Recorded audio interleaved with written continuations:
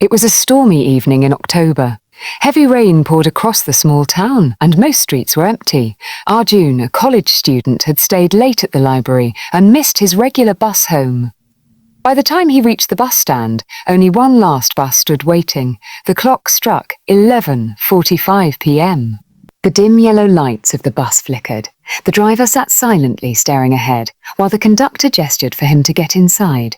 Scene 2 inside the bus when Arjun climbed aboard, the atmosphere felt strange. The bus was half empty, but the few passengers inside were unusual.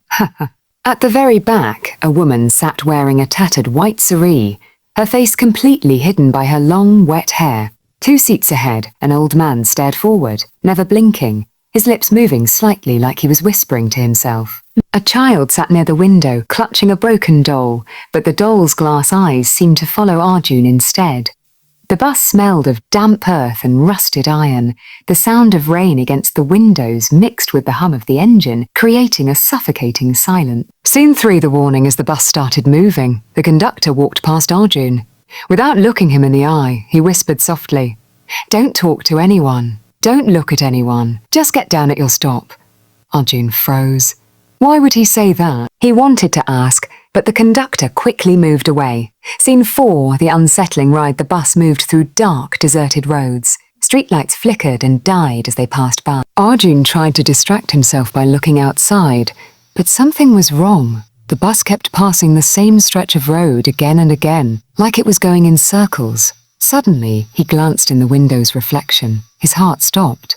The woman in the back was not sitting properly. Her feet weren't touching the floor. She was floating just a few inches above it.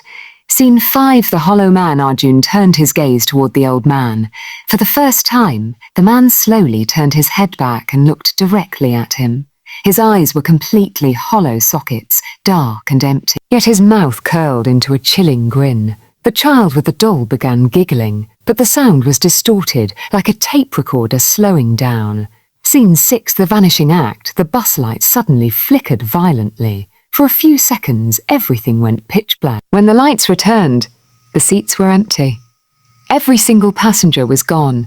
Only Arjun sat there shivering, but the air felt heavier, colder. He could still hear faint breathing right behind his neck. Scene 7, the last stop. The bus screeched to a halt. Outside, thick fog covered the road. Arjun realized this wasn't his stop. In fact, he didn't even recognize the place. The driver looked at him through the mirror.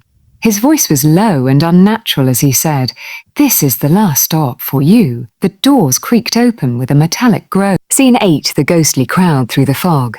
Ekan saw them. All the missing passengers were standing outside. The woman in white, the hollow-eyed man, the child with the broken doll, waiting. Their faces twisted, their eyes faintly glowing in the dark. They all raised their heads toward him and smiled. Scene 9, the end. Arjun wanted to scream, but no sound came out. He wanted to run, but his body wouldn't move. The last thing he remembered was the icy touch of a hand grabbing his shoulder as the fog swallowed him whole. The next morning, the bus was found abandoned on the roadside. The driver and conductor were missing. No passengers, no trace. And Arjun, he never made it home. The legend of the ghost bus locals still whisper about the midnight ghost bus, a cursed vehicle that appears on stormy nights. Those who step aboard may never return. Some say the bus is collecting souls, endlessly roaming the dark highway.